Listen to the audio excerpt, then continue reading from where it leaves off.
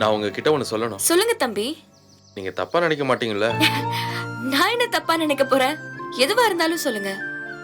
நீங்க சொன்னது ரொம்ப தப்பு. எது? மாமா கிட்ட மன்னிப்பு கேட்க சொன்னதா? அப்பா கிட்ட மன்னிப்பு கேக்குறதுல நம்ம என்ன குறைஞ்சிட போறோம்?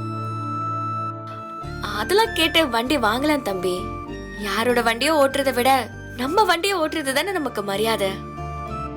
நல்ல வண்டியா இருந்தா கூட பரவாயில்ல, அதுவும் ஏதோ ஒரு ஓட்ட வண்டி மாதிரி தெரியுது. அதான். நான் பைக் பத்தி சொல்லலைங்க. டியூஷன் விஷயத்த நீங்க அப்பா கிட்ட சொன்னதை பத்தி சொல்றேன்.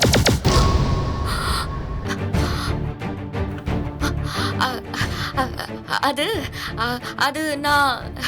நீங்க ஏங்க அப்பா கிட்ட டியூஷன் விஷயத்தை பத்தி பேசணும்? தம்பி, நான் ஒன்னும் இல்லாதத சொல்லலையே. இல்லாதத சொன்னீங்கன்னு நானும் சொல்லல. ஆனா உங்களுக்கு சம்பந்தம் இல்லாத விஷயத்த நீங்க எதுக்கு சொல்லணும்?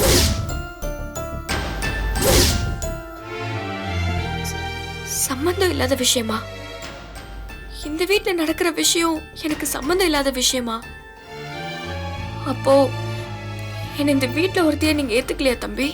இங்க பாருங்க, அண்ணனுக்கும் உங்களுக்கும் எப்ப கல்யாணம் ஆச்சோ அப்பல இருந்து இந்த வீட்ல நீங்களும் ஒரு ஆளு தான். அது இப்ப விஷயமே இல்ல. ஆனா டியூஷனுக்கும் உங்களுக்கும் சம்பந்தம் இல்ல தானே? அது ராஜியோட டியூஷன். அவ சொல்லிருப்பா அப்பா கிட்ட. இல்ல அப்பாவுக்கு புரியுற மாதிரி அம்மாவே எடுத்து சொல்லிருப்பாங்க.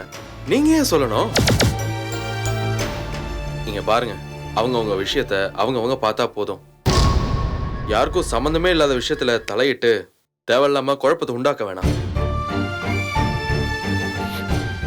என்ன தம்பி, என்ன பார்த்து என்னென்னமோ சொல்றீங்க? என்ன பார்த்தா குழப்பத்தை உண்டாக்குறவ மாதிரியா இருக்கு. நான் அப்படி சொல்லலைங்க. டியூஷன் விஷயம் உங்களுக்கு சம்பந்தம் இல்லாத விஷயம். ராஜியா அம்மாவையும் தாண்டி நீங்க அதை அப்பா கிட்ட சொல்லிருக்க வேண்டாம். அதுதான் சொன்னேன். மற்றபடிலாம் ஒன்றும் இல்லைங்க. நான் இப்போதைக்கு வேலை பார்க்குறேன்.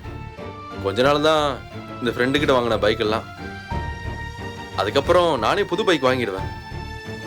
அப்பா கிட்ட போய் நம்ம வீட்டு பைக்கை கொடுங்கன்னு கேட்கறத விட புது பைக்கை வாங்குறது தான் எனக்கு சந்தோஷம். அப்பாவும் அதுதான் விரும்புவாரு. நான் வரேங்க.